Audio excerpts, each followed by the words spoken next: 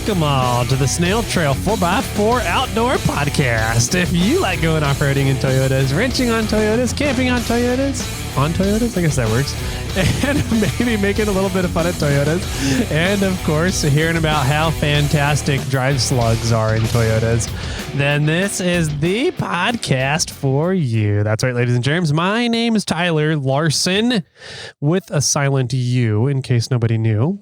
And joining me here is Mr. Jimmy Jet Black. Yes, that is his name. Yes. According to his identification, at least. Yeah. His government issued identification.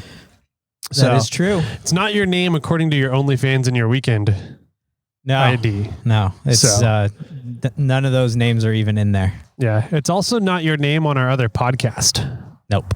So if anybody was looking for that. That one's Raul. Oh man. How you doing, bud? Good. I'm doing all right. It's been a busy week so far. Here we are on a Tuesday recording and it hasn't slowed down yet. Nope. But I'm doing all right. It was a fairly slow weekend for me, minus playing tour guide for a while. That's right. Yep. Yeah. But I'm looking forward to Friday, which is going to be when we're going to be recording episode 350 with our significant others. So that's going to be a fun evening. And then on Saturday, I am moving my parents. Oh, it's done already? Done. And and for the most part, they're already slowly moving in right now. And wow, I've got a good chunk of friends coming up from all over the place, and we're gonna move the big items. That's Saturday, you said? On Saturday. I may come over and help. Yeah, we'll sure. see. You're welcome to. More muscle, the more merry. Yeah, we. I provide a lot of muscle, though. I don't know. Yeah. Okay. Yeah. So Saturday, I mean, we're literally, moving the bedroom. So they're officially moving in to the new house on Saturday. Wow. New / old house. I don't know how you say that. Yeah, I don't know if that one their is technically new house older. To them. Yeah, there you go. Yeah. Which also means I can start doing demo. In their your new house. On their old house, my new house. Yeah. My old house too, technically. Does that mean that the back room in the shop is cleared out? No? Nope. More shit going in there. They cleaned a lot of that out. I'm really actually somewhat peeved about that. So for those that don't know, the Snail Trail shop is one massive room. And then there's one sort of small room, like an office, let's sort of say, tucked off in the corner. Mm-hmm. And it's probably, I don't know, I think the overall square footage of the entire shop is about 1,300 square feet, 1,200, 1,300 square feet. Yeah, somewhere around there. That room's probably, I'd say 150 maybe? 150, yeah. And my parents just use it as a storage room. Yeah. And it would be the fantastic spot for the laser etching room. Yes, it would. And I've tried to get them to get out of that room. And even now because they're moving from a larger house to a smaller house. And so they have excess shit going into that room. Oh, man. So I'm halfway tempted. Well, I don't know how this would all work out, but I'm halfway tempted to buy them like a tough shed. And put it out on one of our properties and move all their stuff into that. I wonder if you could buy like a couple of Econoline 350 vans and just take the cabs off. Yeah, and then you use the axles on crawler projects. Oh, that's not a bad idea. And use the cabs as tough sheds. I could cut the front of the cab off and then weld the back of one cab to the front of the other cab. And you have a shipping container. Kind of, yeah. Yeah. But yeah, so I would love to have that extra space. It would be a fantastic spot for Snail Armor to take over and then have the shop for Snail Trail 4x4 stuff and the podcast stuff and moving some of the stuff that you're storing for me over into that space. And but yeah, it's not going to happen unless I figure out another way to gain more space to try to clear that space out. Yeah. So. Yeah, we'll have to get creative. Like, what would happen if, just say, they came over one day and that whole room was cleared out and it was all up on the roof? I think they'd ask me to put it back in the room. Okay. However, so that's going to be my upcoming weekend, and Nice. and I've been thinking about it a little bit, but my kind of whole future life plans is to get that house done in the near future, so that we can do our house swap. Yeah. And then I have to do work on the old house. So you're doing a swappy swap on houses? Yes, we are. Good job. Well, it's just a swap. We're just swapping one house. There's not 3 things that are changing in a way. Okay. The assistant's house is probably going to go up for sale. There's not. Yeah. So we're moving. Well, my first gen 4Runner went up for sale. Yeah. But whatever. So I'm not sure when or how much time I'm going to have to work on vehicles here in the next few months. Yeah, that's going to be I think a very high priority for a lot of other people in your life to get the houses all swapped. Yes, absolutely. Unfortunately, I mean, maybe I can find sometimes during some weekdays, but even then it's like, but you could go work on the house during that time. Yeah. So is life right now for me. I'm hoping that I can do some work at some points in time. Yep. Well, cool, man. Good luck with all that going on. Thanks. Yeah. We'll change this into an off-roading / Tim the Tool Man setup or something. I don't know. We'll start doing Binford 3000 reviews soon. Perfect. So yeah. Cool, man. I just want to give, before we get too far into things, a special shout out to Dylan. Okay. He had a kid. Oh. And the kid came out looking a lot better than he does. So nice. Yeah. Dylan, which Dylan? Dylan McFarlane. Oh, really? Yeah. Oh, congratulations, Dylan. Yep. Kinesel Dylan. Yes. Body work Dylan. Got it. Yeah. Cool. Congratulations, buddy. So congrats, bud. Curious if this was the Dylan that we interviewed for Keep Our Deserts Clean. But no, not that one. A local Dylan. Local Dylan, yeah. Right on. Bodywork Dylan. So congrats to him. That was really cool. So it happened last night on Monday night. So nice. Yep. I may or may not have some obscene baby gifts coming now. Perfect. Glad to hear it. He deserves it. He does. That guy got me way too drunk. Yes. He keeps asking when we're going to go do that again. And I'm like, I think Jimmy's a little afraid of gout at the moment still from that last trip. So I'm not so much afraid of gout. I think I figured that out. Lots of water, moderate intake of alcohol, and staying away from Dylan. Yeah. Yes. I seem to be doing okay. It's been almost a year. I mean, when did we do it? In April? So it was March or April. April. So we're a few months away from a year. So pretty much a life lesson for everybody out there. Stay away from Dylan and you'll be okay. Smart. Very smart. Oh, that's good. Cool. Let's see. This episode, Thursday episode, we have, I have some fun stories to talk about, updates on Axle stuff.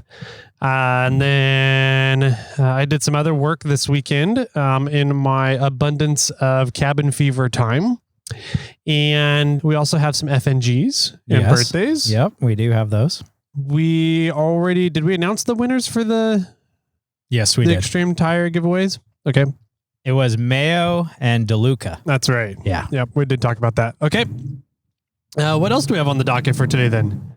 Let's see. The only other thing, I might talk about would be just hanging out with Brian for the last few days when he came out here when we did the suspension talk, which was an awesome episode. So you haven't listened to episode 348, you should go over there and check it out. Yep. Go check that out for sure. A lot of fun having Brian out here and learning about suspension stuff. You and I talk about it off air, but like, when we're interviewing people, I get too caught up with trying to keep the flow of the episode going that a lot of times I miss some of the information that the interviewers are talking to me about. Oh, 100%. And so I went back and I've been listening to that episode and I'm like, oh my God, I don't remember that being talked about. Oh my God, what was that? Yeah. I was like, that's great info. Yeah, absolutely. I think that we both do the same thing. We get caught up in the discussion and keeping the momentum of the episode going. Mm-hmm. And, when I go back and I edit the podcast, I'm like, oh my gosh, like we talked about a lot of stuff. Yeah. Yeah. The other thing was I didn't realize that we had an hour and 40-minute episode. Oh yeah. Yeah. I thought it was like sitting down and talking. I thought we were at like an hour, maybe an hour and 10. Yeah. Well, and it was also deceiving because we had to stop for like 2 or 3 times true. 2 times for like motorcycles, another time for something else. I can't remember. And so the clock was at like 2 hours. It's probably Justin. Justin was just probably talking randomly. So yeah. Oh man, the joys of podcasting, all the fun stuff that goes on behind the scenes that doesn't really make the edits a lot of times. So 100%. Yeah. Cool. Yeah. We also have a voicemail. Oh, good. So we can listen to that as well. And we may be able to get to some reviews. Sounds great. Cool, man. Let's start. Where should we start? How about birthdays? Let's start with birthdays. All right. So birthdays. So we're looking for November birthdays. November birthdays. Yes, Got we are. it. We have 0 1-year November birthdays. Yay. Jim's month. Nobody likes Jim. 2-year birthdays though for Jim's month. We have Kirk Payne, Rod Littleton. Oh, Rod, thanks. Austin Stanley. Austin, when are you coming back up here? I know. We need to go visit a couple more breweries with you. Don Happel. Who? He's one of those like English people, I think. Yeah. Is it? I don't remember. Happel? I don't know. It might be German. Apple. Apple. The H is silent. Or is it Donnie? There is another name in here under Donnie Happel. So, I don't know. Okay. There's also another one under Donifer. Interesting. Rover Don. Yeah. Yeah. Yeah. I don't know. He's got a bunch of personalities. So he already signed up 3 times. Is that why we had 3 gift boxes go to the same place? Maybe. Anyway, thanks, Don. Appreciate it. Thanks, buddy. Samuel Lewis. Thank you very much. And that's it for 2 years. 2 years. Thank you. Let's go back to 3 years. Any 3-year? Ooh, we have 2. 3 years. Nice. One is Brian Cathcart. Mr. Cathcart. Thank you. Who is Mr. First Gen 4Runner with the goofy high lift. I don't know what you refer. He puts his high lift on his rear bumper, but it's like a 60-inch high lift, so it ends up sticking up above the level of his roof. Yeah, and so, catches all the trees. Yeah, everybody keeps making fun of him as, how many things do you catch that on? He goes, everything. Why don't you fix that? Oh, man. So we got Brian Cathcart and then Adam Corpus Lane. Adam, thank you very much. 3 years. Awesome. 3 thank years. you very much. Man, we're going to have we are officially halfway to 4 years. Dang. That is insane. Coming up soon. Which means in 1.5 years, we're going to have to figure out what the hell we're doing for 5-year birthdays. Oh, geez. I don't even know. We'll throw a big party at the Springs or something. You think we're still going to be going in 5 years? I don't know. We haven't killed each other yet. So, no. I think we're doing okay. Just so far. We got a whole nother 1.5 years to figure that out, though. True. We may end up with a Jimmy and Tyler divorce after episode 350, though. We'll see what questions come in. Yeah. The assistant and secretary, you're not allowed to hang out with them anymore. Oh, man, that's funny. All right. So happy birthday to you guys. Thank you so much for the support over the years. It really does go a long way to keeping us interested in keeping to do the podcast. So thank you very much from the bottom of our hearts. Honestly, we probably wouldn't be putting in all the time and effort to do the podcast. No, probably not. If you guys weren't supporting us the way you do. So we wouldn't be hitting the button, at least. Yeah, we'd still be getting together and, going out wheeling and stuff and making fun of people. There would just be no recordings to prove it. So yeah, Yeah. Nobody would ever know. Exactly. We should do that. I was going to say, maybe there's people have a good thing going on. Yeah. We're the dumbasses putting it all in recording. So, so happy birthday to everybody. We have FNGs next. Ooh, nice. So what does the FNG stand for again? The fun new guy. The fun new guy. That's right. I thought it was something else, but we can go with that. Fragile New guys. That's funny. FNG this month for the month of October. Now that the month is over, we can kind of look at everything and see who's there. We have oh God, here we go. Kedney Bednarik. Perfect. Thanks, Kedney Bednarik. And Sam Hardy. Thank you very much. Hardy. Yeah. He is a Hardy Sam. Thank you. Thank you for having an easier name to pronounce than that other guy. Yeah.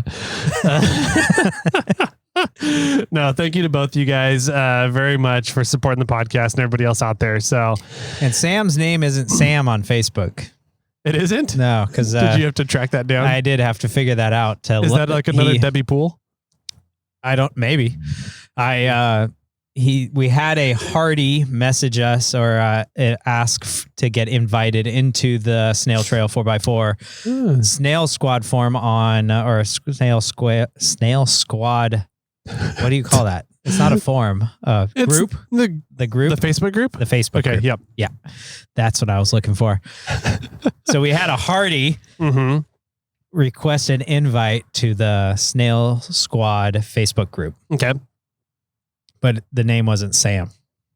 And so I had to ask, are you Sam? Did you just sign up? And he's like, yeah. And then it wasn't a Samantha. It was not Samantha. It was like something else. I can't even remember what it was. Anyways, those I've now purged some of the people out of the Snail Squad Facebook group. Jimmy performed the purge. I did. I figured I was going to do this pretty much. My new goal is to do this every gift box session. Every 6 months? That's good. I think that's fair. Because we do have a lot of movement and changes during that time. Yeah. So there's been some people removed and there was quite a few people added, but it looks like we haven't added anybody in a few months. Okay. So, all right. So nobody added to the page in a few months. Did you happen to look over at the Snail Squad forum on iRate 4x4? No. We have a post over there that says, if you sign up here on iRate 4x4, make sure you request here or notify us here when you request on the Facebook group page. I noticed there was a few people that posted recently and I just haven't gotten around to looking at them yet. Got it. Yeah, there's a lot of little nuances when you got a bunch of different areas to talk to people about. I don't know. If you want to be in the Facebook group, it's easier if you just request it and tell us who you are. Yeah. There's a lot of people that random Joe Schmo from Russia that asks a request to join and, we lock them out. Or like a Ron from Alabama. Yeah. We said no to him. Yeah. No Alabamians. No. So if you want to get into that Facebook group, if you are a patron or a Snail Squad member on iRate 4x4, feel free to join that Facebook group. You're welcome. We just talk about shenanigans and discuss the episodes and share our builds and mainly. Let's be straight. It's mainly Super Producer and Mr. Bendover making fun of everybody else. Pretty much. Yeah. I did give, is his name Tony? Betty White? Yes. Tony. I did give him admin or there's a term where you can give them permissions to modify or edit posts or I gave him that. The moderator. Yeah. You gave Tony moderator? I did. And you know what? That's scary. And he's now talking a lot more. I think I gave him some power like he didn't know that he had. That's funny. Oh, man. But he's doing a good job. Okay, I'm proud of you, Tony. Good. Yeah. So I started a Morphlate group page on Facebook. So if people have questions about Morphlates, kind of like or tips for like how to use your Morphlate, or if there are questions on like, hey, what do you guys have coming up or you guys are looking at releasing soon? Or are there any Black Friday sales or anything like that? You can now go on to the Morflate Facebook page and ask those questions and hopefully get a little bit more of a crowdsourced answer. That'll be good. Rather than depending and waiting on me to reply to everything. Yeah, that's awesome. Yeah. I think it's a good thing to have, a group that will help everybody with coming to those conclusions. Yep. I mean, like our laser group, right? That's what gave me the idea. I'm always like, man, there's so many like good ideas and people willing to step up to help about answering questions. I was like, this must be great for Ohm Tech. Yeah. I was like, oh, wait a minute. Hold on. Speaking of lasers. Uh-oh. My goal is before Christmas to have a line of Snail Trail 4x4 tumblers and possibly glassware. Ooh. At minimum, whiskey glasses. Okay. Maybe pint glasses. Nice. With the Snail Trail logo on them. I definitely need some whiskey glasses. Okay. Yeah. I've had a few people reach out and say they need them. Do you know about your capabilities of being able to laser like a rubber mold for ice molds? I don't, but I did see on that OM Tech Facebook group that somebody was laser etching the like Live Strong. Oh, the rubber bracelets. Yeah. So I would imagine it's feasible. Yeah. You'd have to do probably like flat molds. I don't know if you'd be able to do round molds. I don't know. If I could hold it round, I would assume that I could probably do it on the rotisserie. Yeah. Interesting. Okay. Yeah. Something to think about.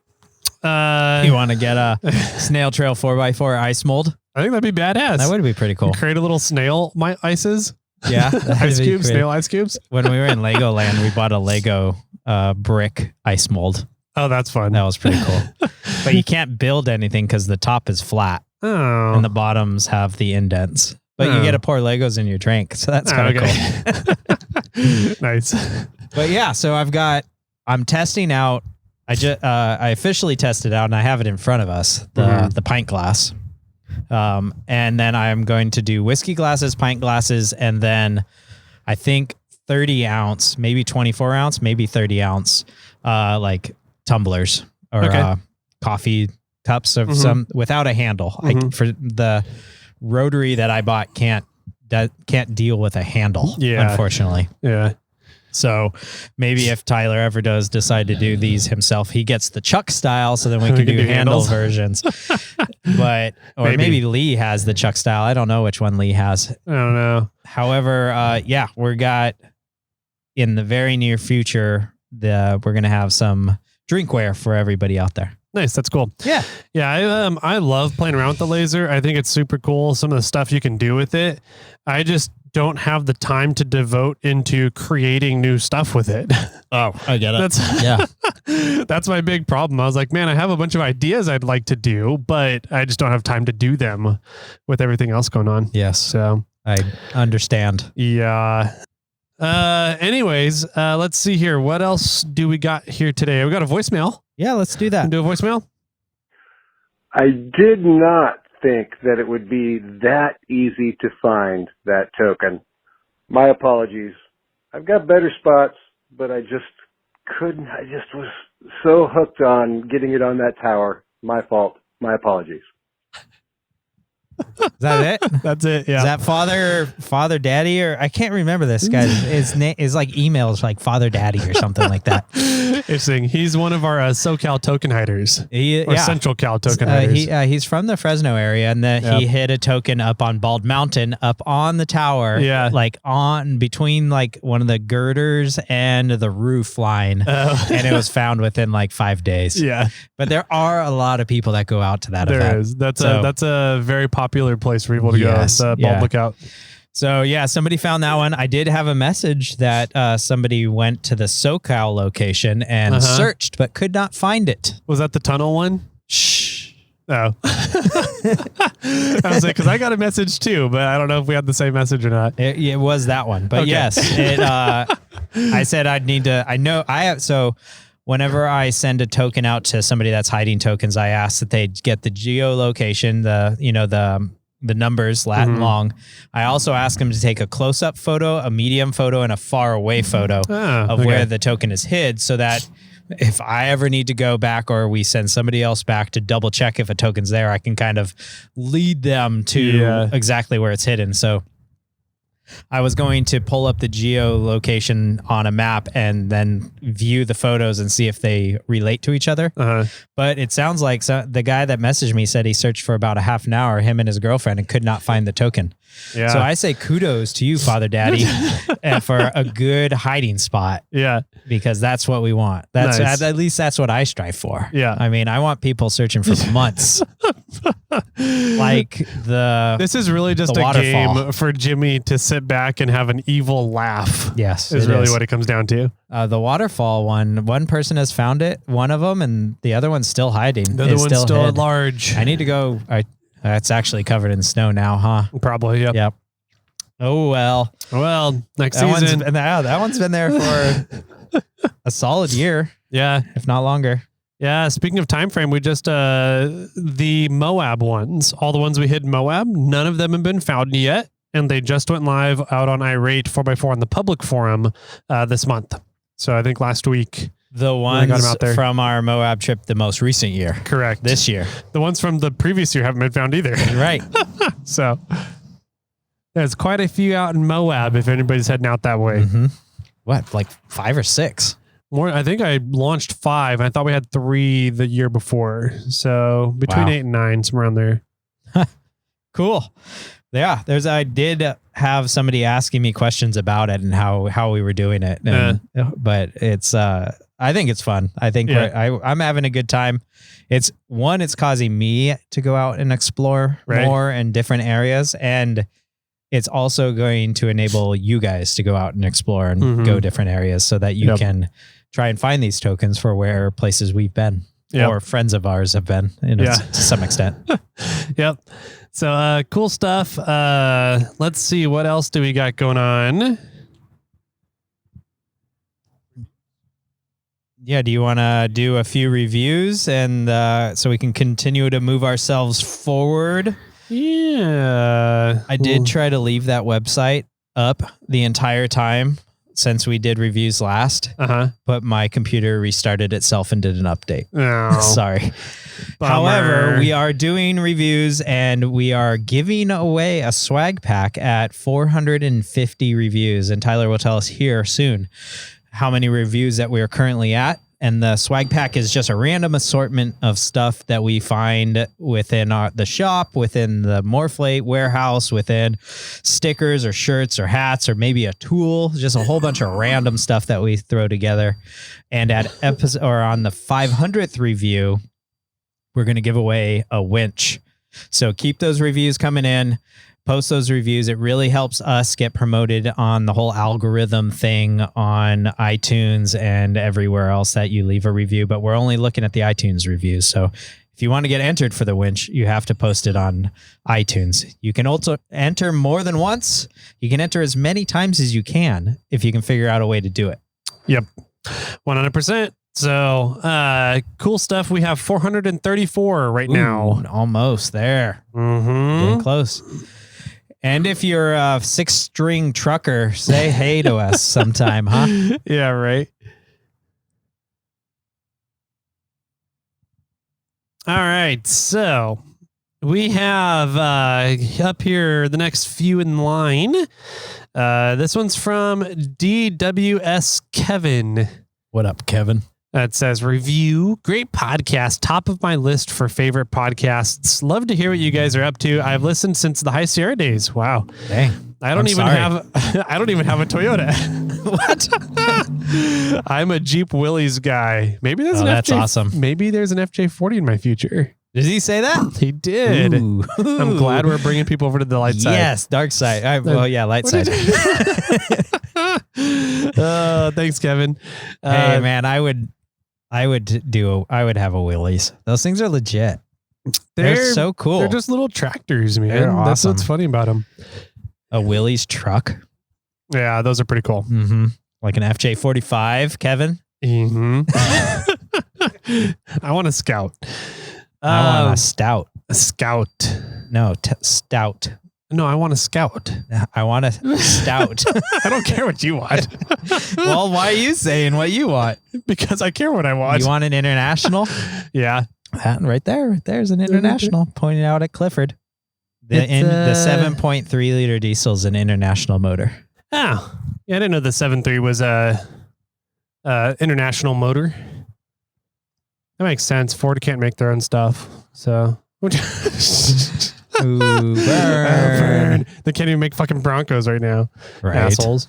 So you're gonna get a Sequoia? I'm trying to talk the wife into it, so we'll see how it goes. I would rather have a Sequoia than a Bronco at this point. I'm just getting kind of fed up with Ford's bullshit. So do it. Did you know the Sequoia has a 9,000 pound towing capacity? No. Wow. Yeah, right? It's pretty good. So the Tundra is a 12,000 pound, which kind of makes sense. It's a kind of a bigger truck. Yeah. But the Sequoia being it's the same frame though. It's the same frame, same chassis. Just more body. Just more body, exactly. And so which we all like more body. Yeah. Well, not all of us. Oh. It depends on what anyways. I'm going to derail you. Yeah. Did you know that I put 4,000 pounds of concrete in the back of Clifford? I did know that. Oh, that was pretty crazy. That was impressive. Yeah. Yeah, I went over to Gear Wrench Corey's house and destroyed this fountain thing that he had in the backyard and filled the bed up of Clifford with all this concrete and the fountain and bricks and all this stuff. And I'm like, we're really pushing the limit here. Yeah. And I went across the scales at the dump and did the math. 4,060 pounds. Jeez. Of concrete. That's pretty crazy. That's nuts. I didn't that's way over what it should be doing. It did it though. And it stopped fine. Clifford's a 3/4 ton? It's a 3/4 ton. So, yeah. Just a little bit over. Just a little over. I forgot the GVWR, gross vehicle weight number is around 8,000 pounds. Oh, and how much does the truck weigh itself? It weighs about six something dry. Yeah. Okay, good job. Yeah, it was 600 or 6,000 and like 400 pounds, I think, with both tanks almost full and Corey and I in it. Okay. Wow. Yeah. So, and we were 10,400 pounds going across the scales. That's like that time I loaded the forklift on a 7,000 pound trailer or whatever, 8,000 pound trailer, thinking it was an 8,000 pound trailer, and the forklift you used my trailer, right? No, I didn't. Rented one from That's right. You used Clifford to drive it, though. Yes, I did. Yeah. Yep. It was a little like 3,500, 4,000 pounds under like estimation of the weight of the forklift. Whoops. Yeah. Anyways. Okay. Moving on. Reviews. We're back to reviews here. We have this one's here from Gear 510. Oh, Gear 510. It says 5.10? No, just 510. 5.10 is one of the coolest logos I've ever seen in my life. Really? Like 510 shoes, 510 climbing gear. I don't know. By far, if you're like as a graphic designer, that logo is badass. Okay. Yeah. Check it out. I'm rather fond of the MF logo, just FYI. I like that one too, but I'm biased. Oh, man. So this one says, highly recommended Toyota Offroad podcast. Been listening to Jimmy and Tyler since they were casting on High Sierra 4x4. Another one? Another one. Jeez. Where they focused on Toyota rock crawling material. They have since moved on very long ago now and are on their 248th episode. That's how far back we are? That's 100 episodes, literally. To almost, yeah. This is 249. Monday. Yeah. Almost 100 episodes ago, this review was laid out. It was, a year ago. November 22nd last year is when this one was placed.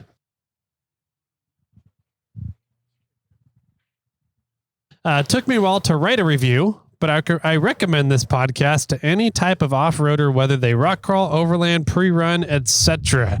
Listen to the full episode or skip to the ending for the dad jokes. Awesome. Thanks, Gear 510. Yeah. Appreciate your loyal support. Yeah. That's awesome. I wonder if he's still listening. It's probably He probably stopped at stopped. 250. Yeah. Oh, that's funny. Next one here is from ZC Nomad. ZC Nomad. Yeah. Where's ZC? I don't know. ZC to me means zero clutter. From Zero clutter Nomad? StarCraft days. Yeah, maybe. But anyways, so it says best off-road podcast. I love that game.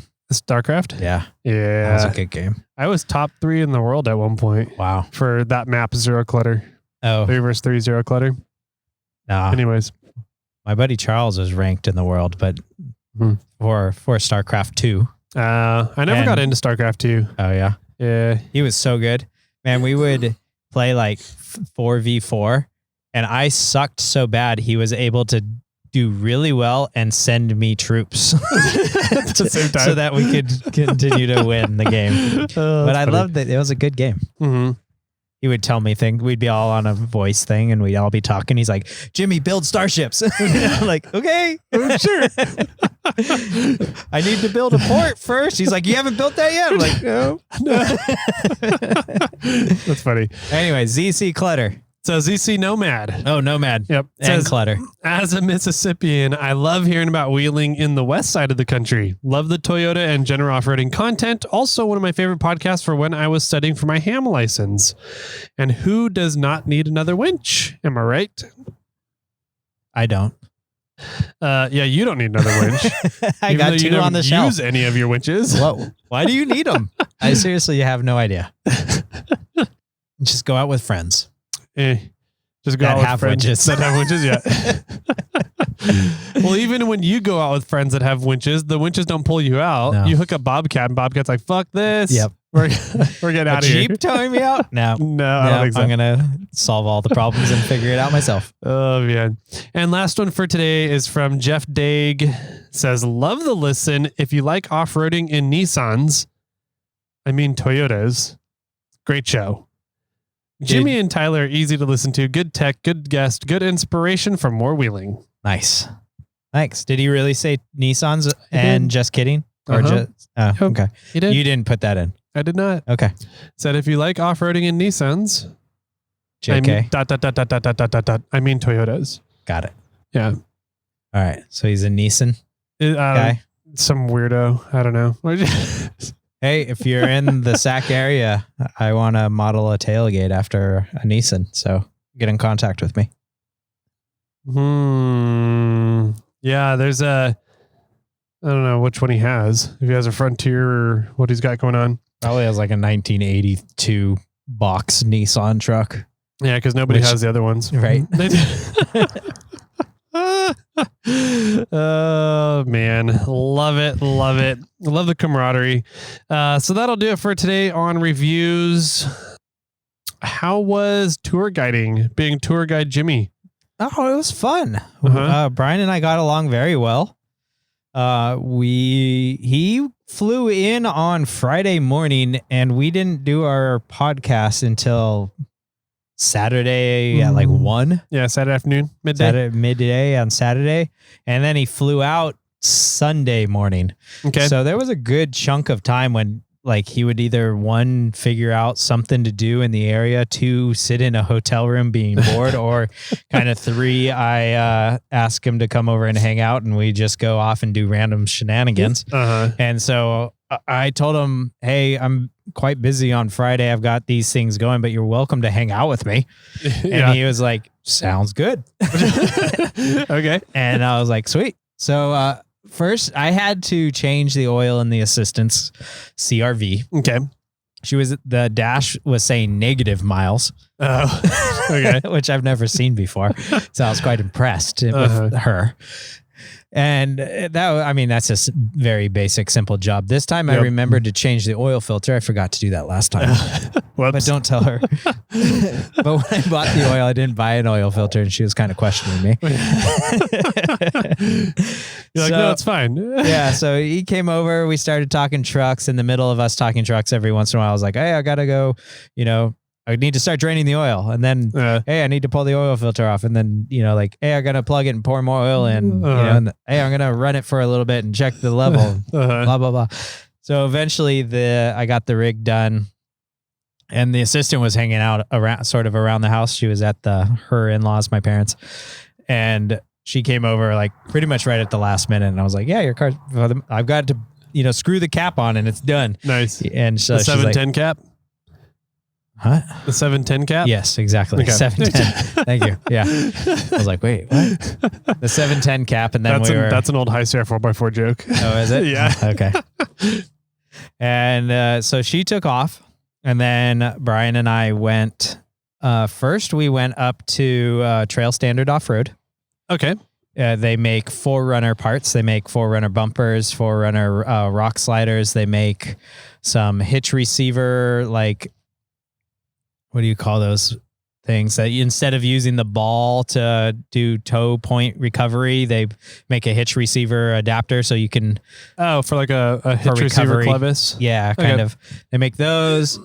They make grills for the 4Runners. They make a few different things, but they're the people that cut my panels. Yeah, okay. So I went and picked up some prototypes. Hopefully, fingers crossed, final prototypes for the Gladiator and first gen 4Runner. What about that second gen 4Runner? I'm getting the hopefully, I'm going to do one more prototype, but I'm getting that prototype this weekend. Okay.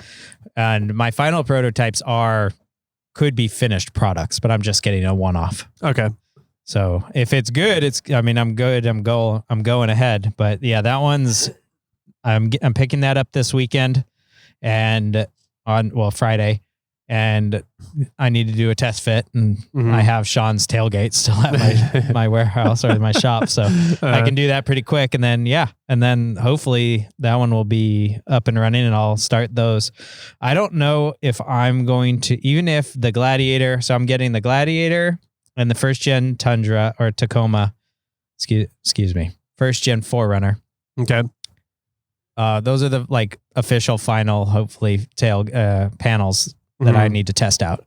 And then I have the third gen Tundra and second gen 4Runner that I think are going to take one more prototype. We'll see. Okay. One more to be like the official final one done.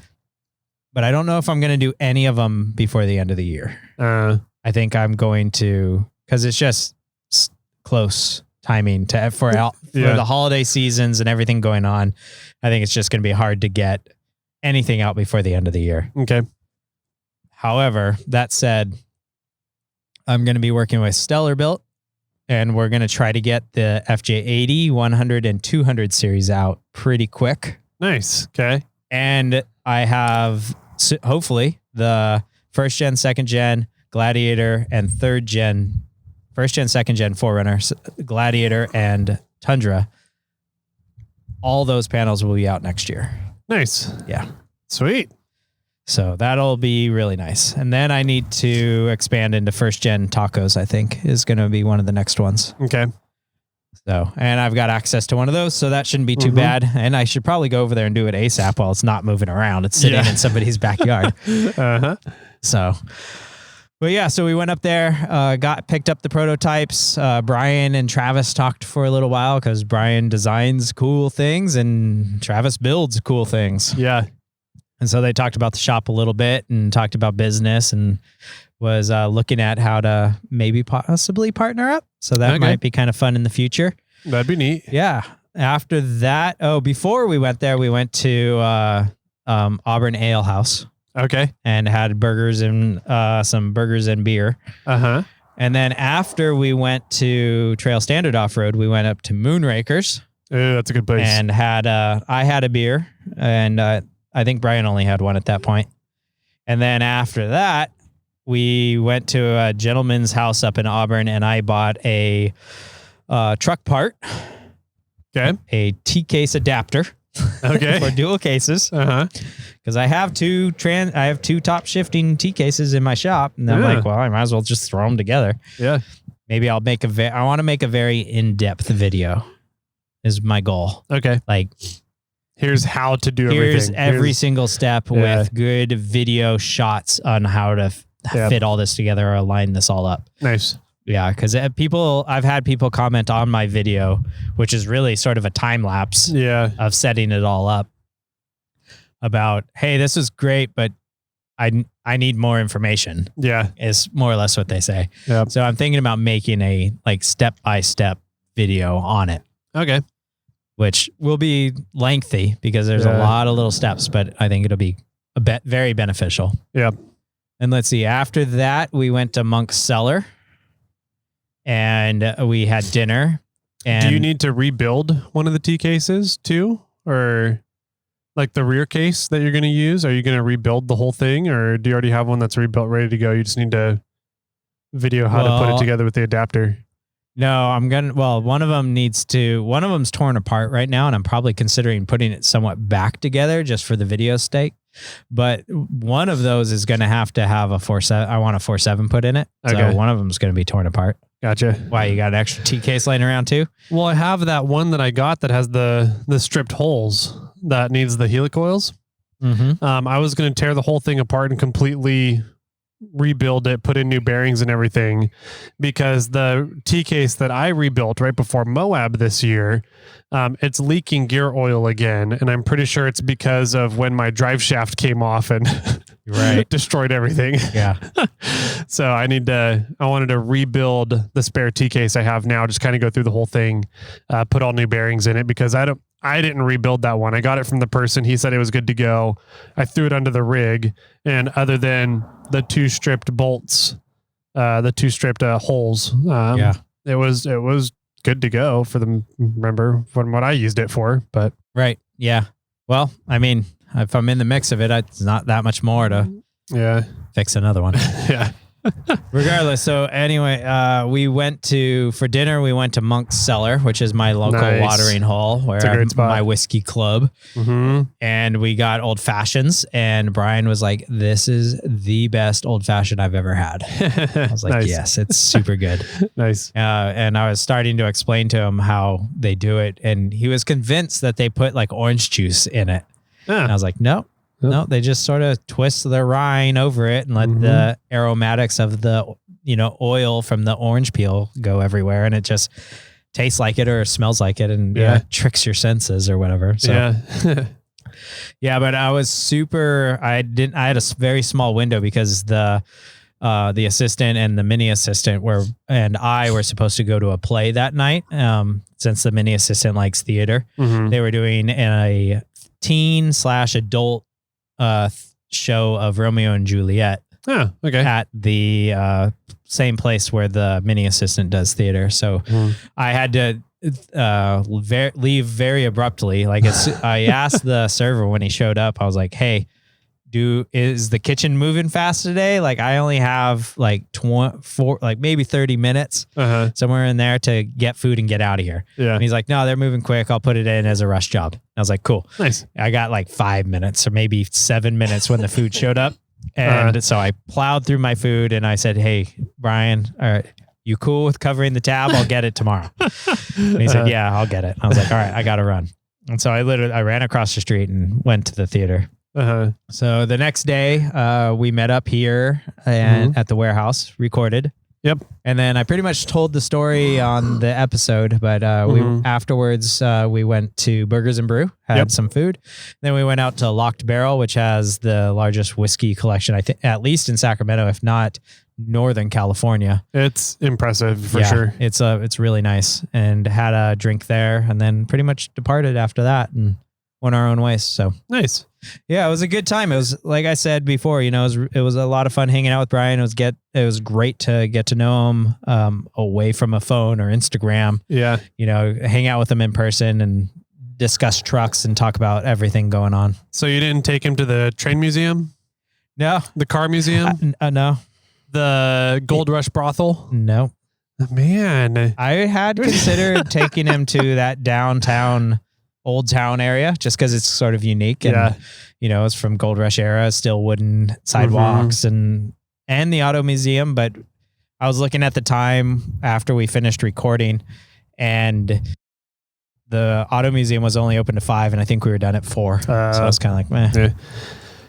All right. Well, cool. Sounds like you guys had a good time. Yeah. Sounds like he had a good time. So we've been chatting with him a little bit the past couple of days, and the episode came out really well. A lot of really good information there. So make sure if you guys want to learn a little bit about suspensions, go back and listen to episode 348. Yeah. Another 100 on there, Tyler. 100 there, yeah. Episode 348 there. And if you guys have any other questions you want to ask of Brian, send them in. Either send them in straight to him. It sounds like he loves talking about suspension stuff. He's super knowledgeable about it. So just hit up 4-Wheel Underground on Instagram and see what he says. Or you guys can send them on over to us and we can kind of accumulate some of them and get Brian back on the podcast. Yeah. I think that'd be good. I think it'd be really neat to even just go over terms, you know, like what does anti-dive mean or anti-squat and, you know, and all those things, roll centers and everything that, you know, has to go into sort of suspensions. We can talk about, you know, a suspensions 101 terms edition or something. Yeah. And I think that'd be a good episode. Yeah, I think it'd be a lot of fun. There's a lot we can dive into with suspensions and that, and he's got a lot of really good knowledge to handle it. So we'll definitely get him back on the podcast in the future and have some more suspension talk going on. Yeah. So in the meantime, though, I have some axle talk. Yes, you do. Well, that goes underneath, you know, the suspension stuff. It does. It goes under, you know, keeps axles attached to chassis. Yeah. So I've been, you know, on lockdown with COVID. So I was getting cabin fever and I was like, I need to do something. So I was like, I have all this energy and the only thing really that's I have left lingering other than still testing positive was congestion. I'm like, so I spend the first hour of being up in the morning, coughing stuff up and clearing out the sinuses. And then after that, I'm like, all right, let's go do something today. I want to do something. Let's do something. So Sunday after sitting down recording, I was like, I need to do something Sunday. And I ended up finishing the bar. Yeah. That's fantastic. So I built the whole countertop above the fridges and got that put into place. We got it all stained. We got it lacquered. We drilled holes through it to run the keg lines. We drilled a hole in the back to run electrical lines. And it's all in place, put it up, and then put the fridges all underneath, and then plumbed all of the keg lines. Nice. So everything is set, ready to go. All I need is kegs of beer. Yep. And you're not allowed outside to go get them. I'm not allowed outside to go get them. It's really annoying. But it came out fantastic. I'm really excited about how the whole bar came out. So now that it's completed, we're working on moving over the liquor into the bar. We're working on putting all of our like cold drinks over into one of the fridges, but we need a stackable shelving in the fridge. Yeah. And we can't find a good stackable shelving that we like. So we're waiting on that still. But we're going to be able to have iced pint glasses in stock, ready to go. Whiskey balls in stock, ready to go. Cold drinks in stock, ready to go. And 2 kegs. So I'll have 2 different beers or whatever on tap. And I think the first thing we're going to put in is mead. Oh yeah? Yeah. Well, you gotta. Yeah, right. Just to please her bar. Exactly. And you gotta, I mean, you guys need to discuss what the name of that bar is going to be. We still need to figure out a name for it too. Yeah. It'll come to you one night. Yeah, right. Yeah. You'll be drinking, both of you guys hanging out, and you'll be like, this is its name. Yeah. And then that's going to stick. Probably. So we'll see how that goes. I'm waiting to get a couple pictures until we get all the fridge situated with the stackable shelving, that we can get everything off of the bar into the fridge and show everybody how it all turned out. So. Yeah. Well, I saw a sneak peek and I think it looks fantastic. I like the painting you guys did on the walls there too. That's I don't remember. It wasn't that way before, huh? Nope. So yeah, so even the blue painting looks really good. Yeah, we used the same blue on the nook wall, the inset, as well as around the main bar itself. Oh, nice. And then we used the same stain on the accent wood for the bar top, and the counter above the fridges. Nice. Yeah. And then we're going to build some bookshelves in the other end of the room on the either side of the window seat. And those we're going to stain the same color as the bar and the counter. So it'll all match and work out together. And the table in there is that same stain as well. Oh, cool. That works out really well. Yeah, it's I'm really happy with the way that room is finally turning out. It's like when we moved into that house, it went from 1,100 square feet to 2,300 square feet. I was like, we don't know what to do with all the extra space. So it's just been dead extra open space for like 2 years. Yeah. Since we've lived in there. And now we're kind of like, oh, let's do something with all this. So I understand. yeah, right. I'm just about to, the assistant and I were sort of talking about a whole room in that house that we have no idea what we're going to put in. Yeah. When we move into the new/old house. Mm-hmm. But yeah, so cool. Bar is up and running. Hopefully you don't test positive in the next few days and you can go get a keg so I can drink some beer when I'm over for recording episode 350. Mm-hmm. Yep, that's the goal. So we don't invite Dylan over because I don't want gout. Yeah, we can't. Dylan's not allowed to come over anymore. At least when you're there. Perfect. So let's see. So I did that Sunday. That took up a good half of the day. And then the other half of the day, I was like, you know what? I need to start tackling the axles. Because I would love to have, at bare minimum, my front suspension and axles done. So both axles, then the front suspension, the 3-link, before Winter Fun Fest. Okay. At bare minimum, like... So you're going to run a Toyota rear axle? Yeah, I mean, it's a Toyota Ford axle. What? It's a Tundra 10.5-inch third member with Ford Super Duty Otters. You said you want your front axle and the 3-link done before Winter Fun Fest. Incorrect. I said I want both axles in the front 3-link done. Sorry, I misheard you. Or you misspoke, one or the other. We'll have to go back and listen. All right, axles, plural. So I need to get the axles done. Ultimately, I would love to have the axles, the front suspension, and rear suspension done for King of the Hammers. Okay. So King of the Hammers, Morflate has a booth. Congratulations. We got another booth. We're going to be almost kind of in the same area as last time. Oh, nice. We're going to be right next to... who are we right next to? Yokohama. No, they're on the back end of the aisle at the end, though, from us. Yoda Mafia. I had the option. I think it might be Yoda Mafia. It might be Breland. I'll have to double check who it was. But I remember looking, it was either set up next to them. I think it was Yoda Mafia or 74 Weld. And I was like, that's a tough choice. Which one do I want? Both. Just put them on both sides of me. I was like, can we move 74 Weld over here next to us? Yeah. So anyways, you shouldn't get your axles done before King of the Hammers. Well, because then when you go down to 74 Weld. Yeah. But then the thing is like, hey, I need portals. I know. I need portals anyways. But like if I put portals on the axles I'm building, I'm not going to fit through Barrett Lake anymore. No, you got to shrink the axles. Yeah, I'd have to recut and redo the axles. Mm-hmm. Or I can sell the axles I build and build new ones. There we go. There we go, Jimmy. I know what I'm doing. Yeah. And then when I build the new ones, I'll build them with 8-inch high pinion in the front. That way I have all the ground clearances. Jeez. But you're going to have a tiny pumpkin. Well, you don't. Yeah. 8-inch in the front and 7.5 in the rear. Yep. Wait, 7.5 in the rear? Yeah. Why would I have a 7.5 in the rear? Because you got portals, so you got all the low gear. You don't need big ass ring and pinion. That's true.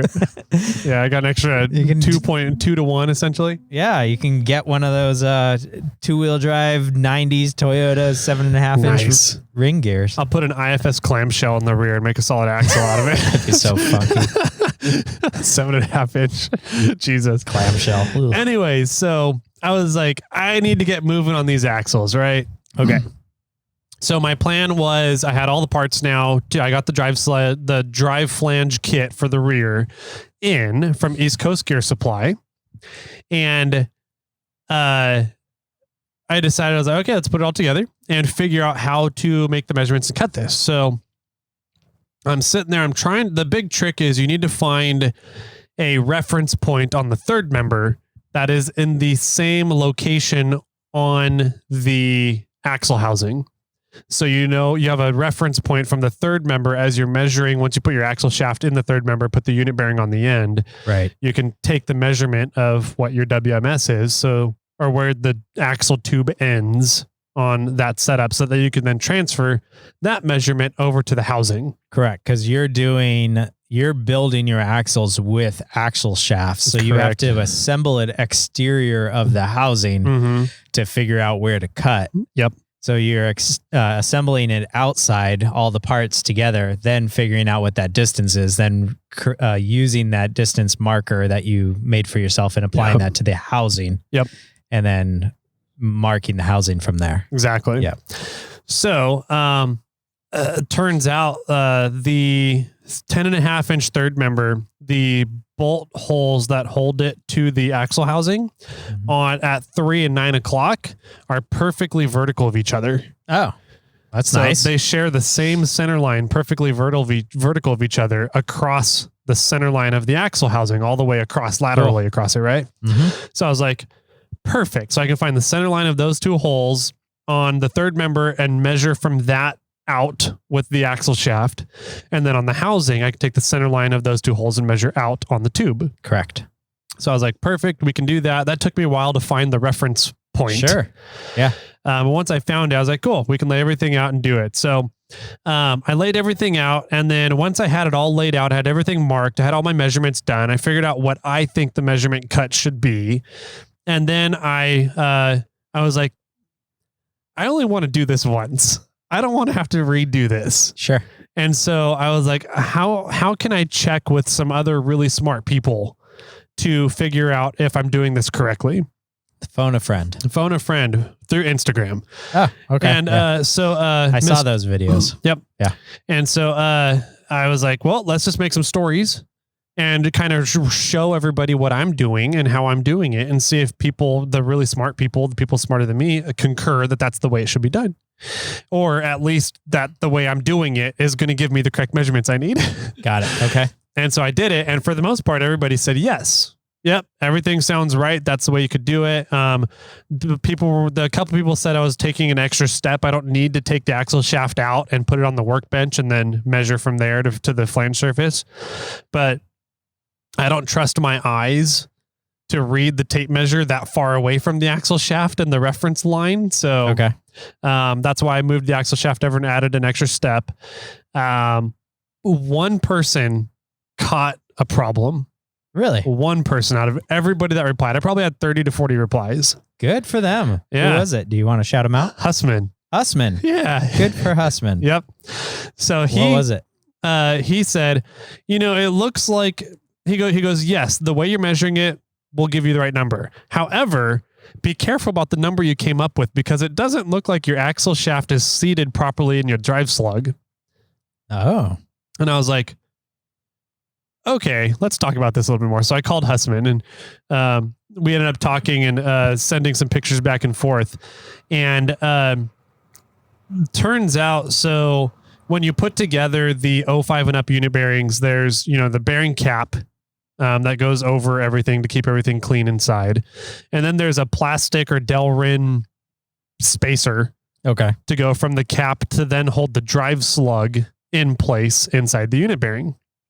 And then because it's a full float axle shaft, you have to have some way to keep the axle from floating in and hitting your third member and popping the center pin in your carrier. Sure.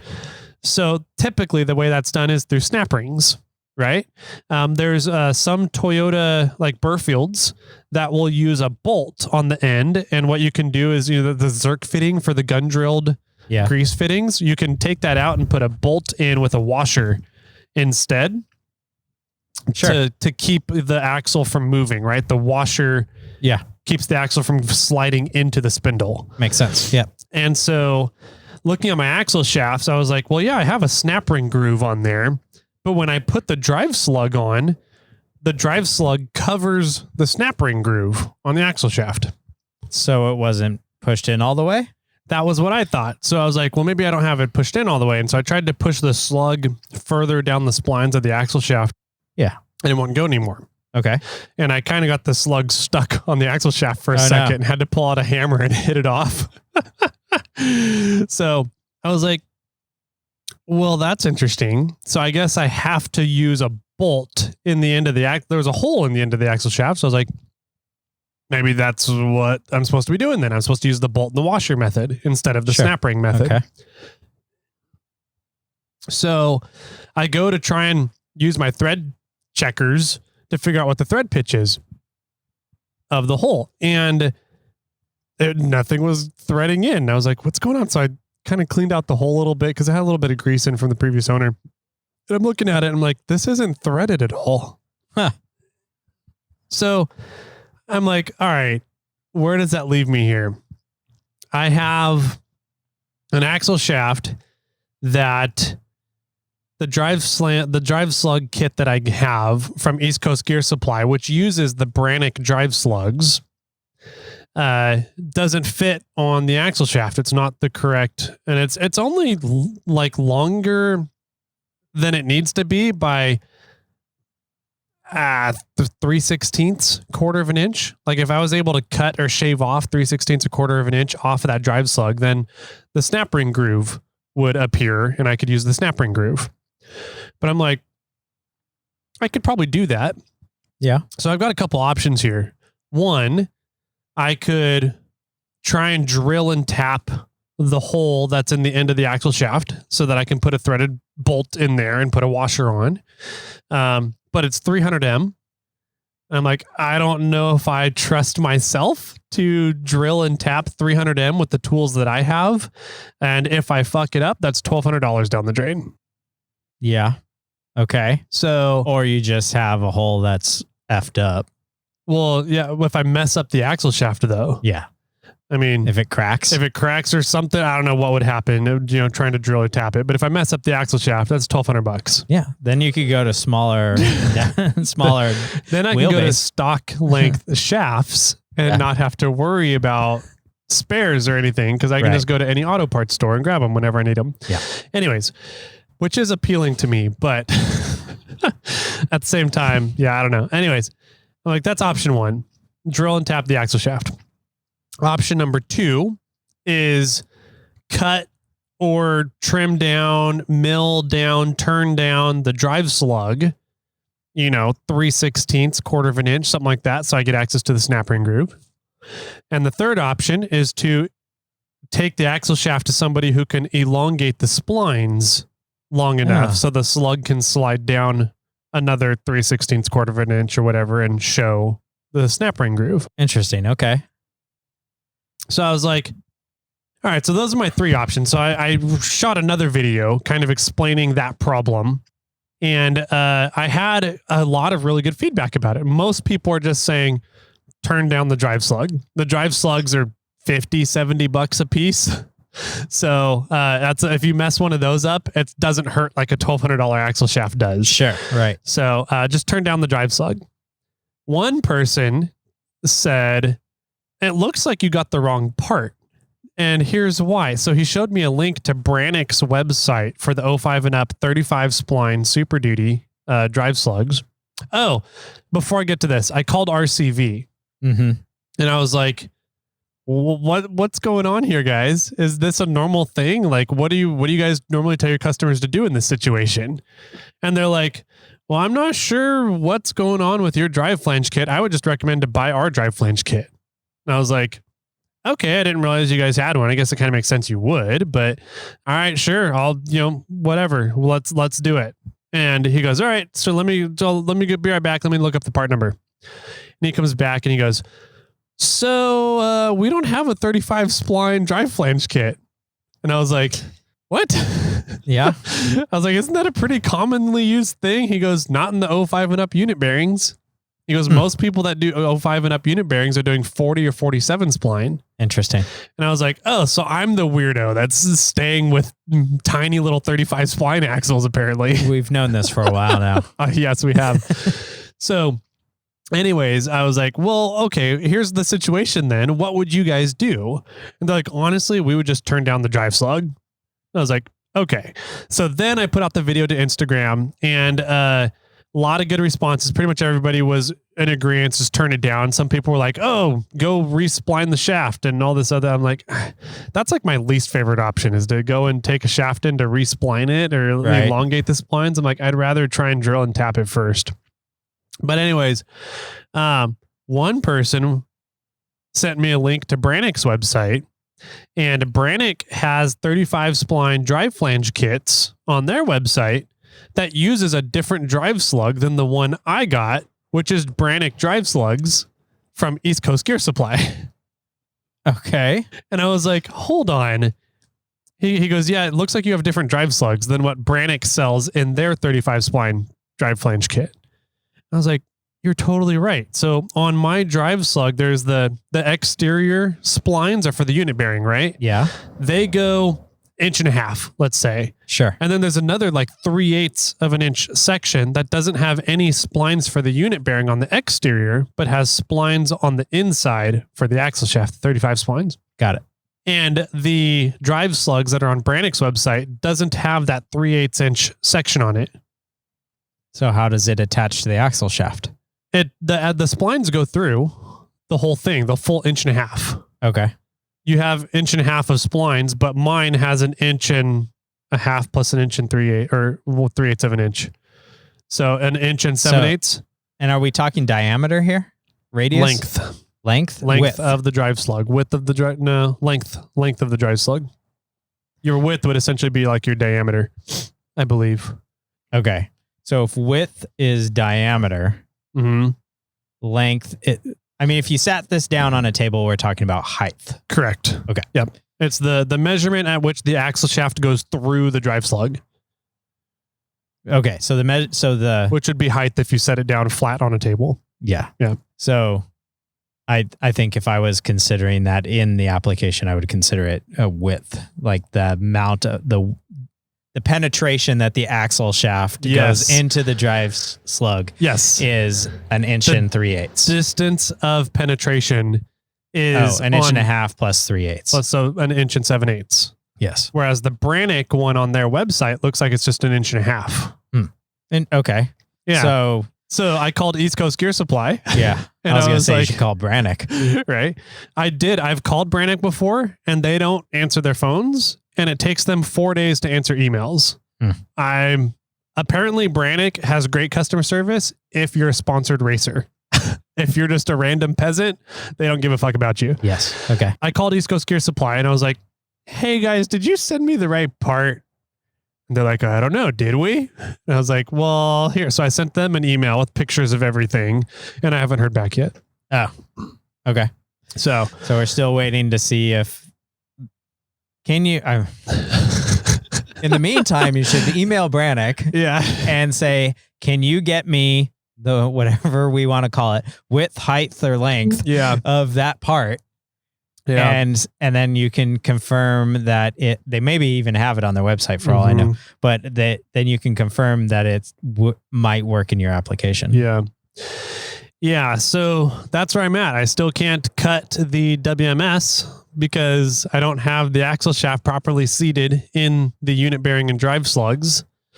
Just turn it down and go. That's kind of what I'm thinking of doing too, is I'm just turning it down. But like at the same time, like if there is a correct part for it, I would at least like to know that there is a correct part so that because when I bought the drive flange kit, I bought an extra slug for a trail spare that I can use on any of the 4 corners, right? Correct. But it's the same measurement of slug, 1 7/8 inch roughly. So did you get 5 bad, incorrect slugs? No, because I'm not using slugs on the front. I'm using hubs. Manual. Yep. So you bought 3. Okay. Yep. So I have 3 slugs. But you could use them on the front if you broke your manual locking hubs. Yep. Could. Yep. Got it. So I would try to find the right part so that if you do need that extra one, then you have the correct extra one. You don't have to turn it down, or you give it to a machine shop and you have turned down all 3 at once and get them to the right size. Yeah. So that's kind of where I'm at right now. I'm like, I could just turn it down, or I could just take a flapper disc to a thin disc and cut it. Like it doesn't need to be a machined precision finish to it. It just needs to be clear enough so that the snap ring can get on there. Right. So I'm thinking about doing that, and I'm totally okay with doing that. But at the same time, like if there is a correct part I should be using, I'd like to at least know. Yeah, sure. So that's where everything is kind of held up at right now. Bummer. Yeah. I was hoping for some axle cut talk podcast. I was too, okay? But guess not today. Not today. Maybe episode 351. Yeah. Yep. I'm debating on just cutting them anyways and making them fit so I get the snap ring in the correct spot. And then going from there and getting the correct part down the road when I need it. So I'd wait. Yeah. I don't know. That sounds like a dangerous move.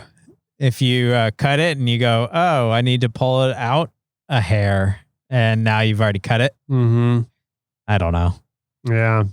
You're like, oh, I need to buy another whole diamond housing, babe. Oh, sorry. Yeah. Hey, but if I do that, then I could talk to 74 Weld.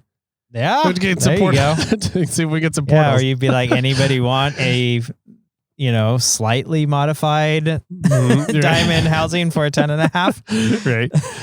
Yeah. So, yeah, that's the Axle Talk. That's where it's at so far right now. Nice. Yeah. Good deal. Yeah. Cool. Well, I think that's pretty much all I have. Did you want to talk about anything else?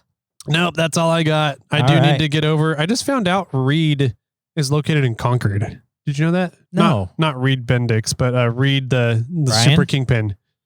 Yeah, Brian Bendix. Yeah. Yeah. No, Reed as in Super Kingpins. I did not know they were They're in Concord. Wow. And I'm like, well, shit. I'm thinking about just going over there to talk to them face to face and see what they got going on rather than driving up to Chico. Sorry, Grant, but yeah, I didn't realize Reed was right here. So, well, if you do that, let me know. You want a road trip? Maybe. I need to go to Livermore and not visit Chris, but possibly get a camper shell for Clifford. Oh, really? Yeah. Okay. There's a price on Facebook Marketplace. There's a really good priced one that the guy had on a 1997 F-250. Long bed? Long bed. Wow. Yeah. So I'm like, okay. Because I've got, I'm moving a lot of stuff from my house to the warehouse and my house to the post office and UPS. And I don't have any, and my panels are pretty long. There's no easy way to move those without them getting rained on during winter or anything else. So I'm considering getting a camper shell for maybe Clifford, not really thinking about it for the Tacoma, but it is a possibility. One of my trucks needs a camper shell so I can tote things around. And I'm thinking it's going to be Clifford. If you had a 4Runner.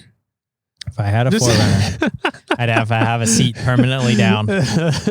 Yes, it's true. But yeah, maybe. So if you're going to Concord, I'll let you know. Need to go to Livermore. Yeah, once I'm off of lockdown here, then I can start planning on going out and doing stuff again. Yeah, understood. Yeah. All right, man. Well, cool stuff. If anybody has any feedback for us, send it on over. You know where to find us at. There's all sorts of fun ways to get a hold of us, from irate 4x4 to Facebook to Instagram to emails to bat signals and everything in between. There's voicemail numbers you can call. You can find Tyler on the 805. Yep. You can reach out on the 805 if you're ever in the area. I guess if you're not in the area, if you have Echo Link, you can do that. So, yeah, that's good stuff. I need to set up my radio station at home. The NorCal 4x4 rescue page has been going crazy recently. Oh, yeah. We forgot to talk about that. So there's a couple of things. Thank you, Jimmy. There's a couple other things I want to talk about this episode. Okay. We got a lot of snow here in the Sierras. We did. And people are going out and playing in it. They are. Which is great. I'm a huge believer in it. I think people should go out and play in the snow, go out and recreate. I don't care what you're doing. If you got snowmobiles, if you'd like to snowshoe, if you like to do 4x4, go play in the snow. It's a lot of fun. It's what I live for. And if just try and go prepared, a lot of times people don't know what that means though. Yes. And so if you don't know what that means to go prepared, look up there's a lot of volunteer recovery groups that have popped up all over the country. There's a really big one in Colorado now. If you're in the Colorado area, be familiar with how to get back in contact with people when you do go out playing in the snow.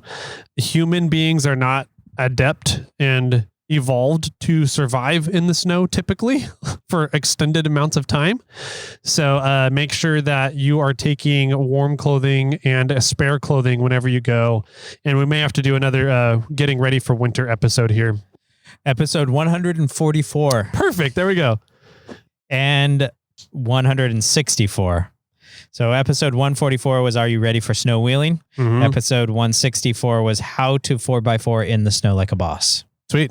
So go back, check out those episodes. Some really good info there. There has been a lot of talk about a bunch of gates getting put up in El Dorado National Forest. Okay. Apparently, and a lot of them are in the popular snow wheeling areas. Yes. And so there's been a lot of concern about... We were talking about one on episode 344 with John, right? I believe so. Yep. Mormon Immigrant Trail. And there's one at the bottom of a Mormon Immigrant. There's another one being placed a little bit further up, Mormon Immigrant around North-South Road.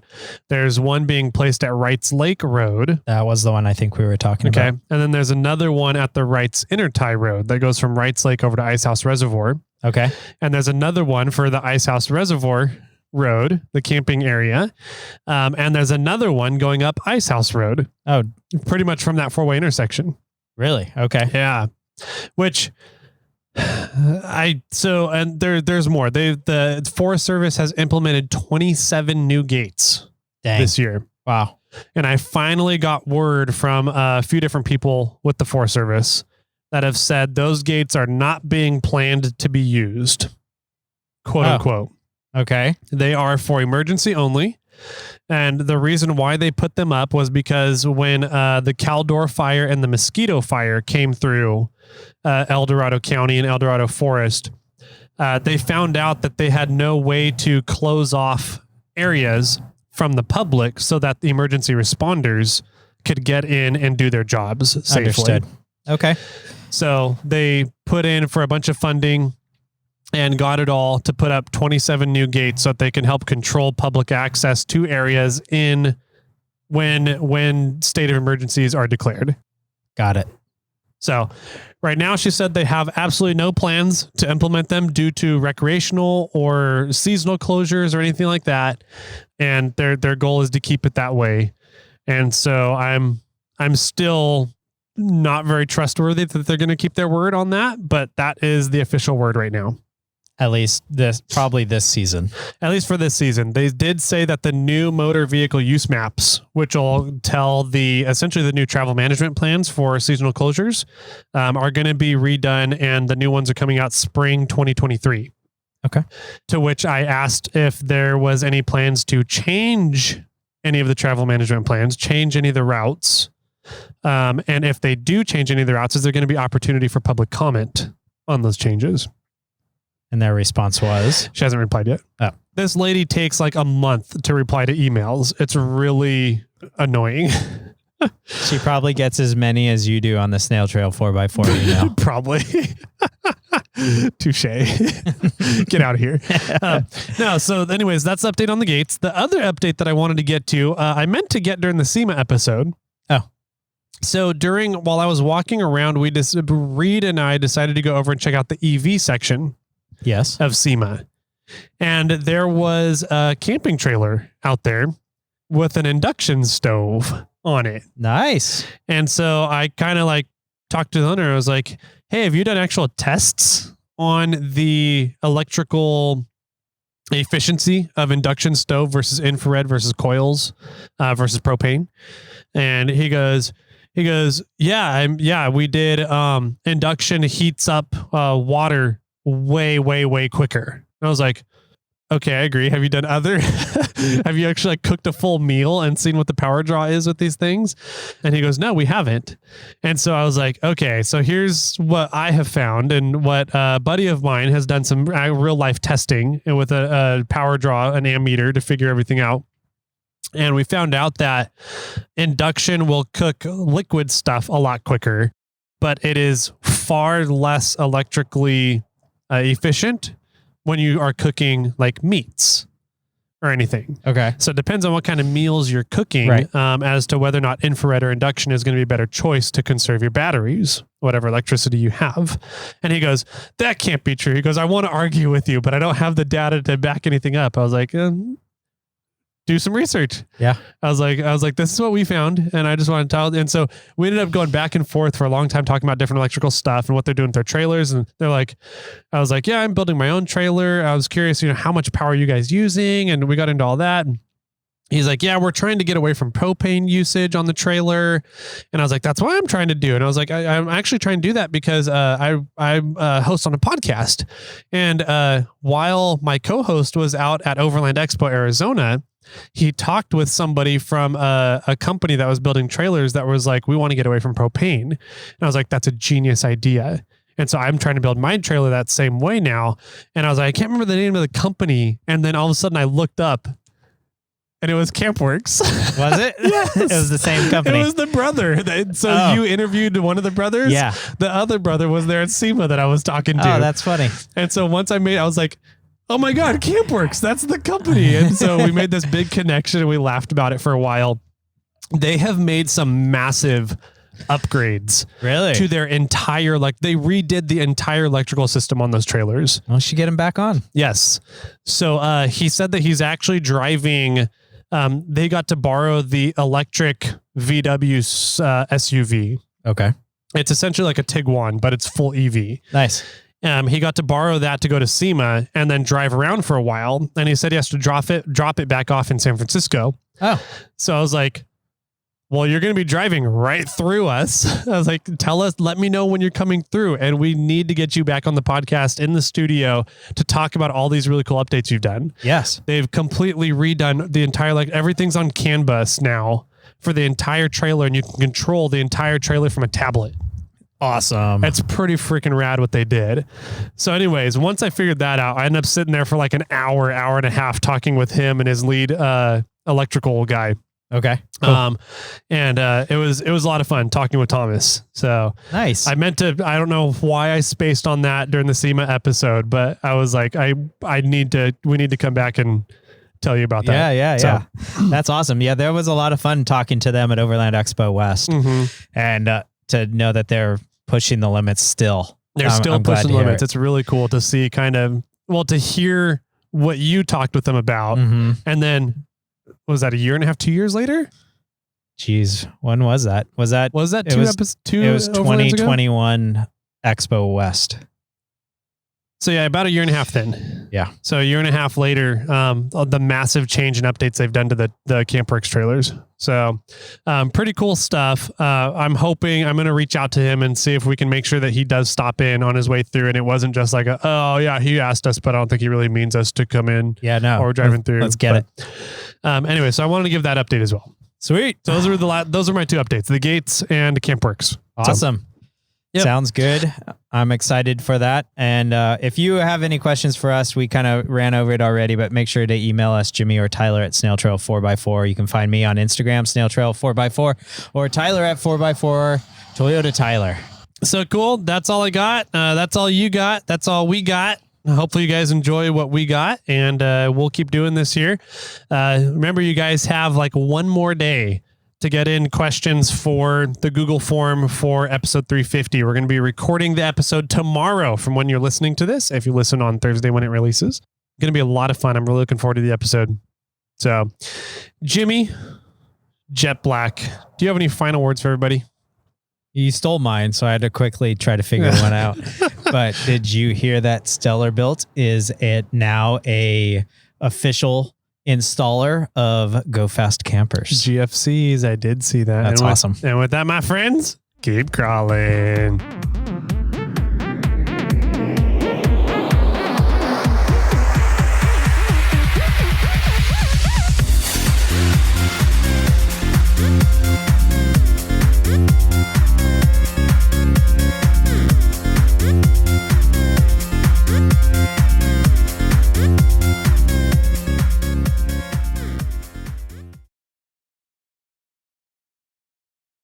I got one for you.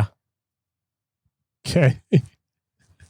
Lance isn't a common name these days. You're right. It's really not. Yeah. But in the medieval times, people were called Lance a lot. That is true.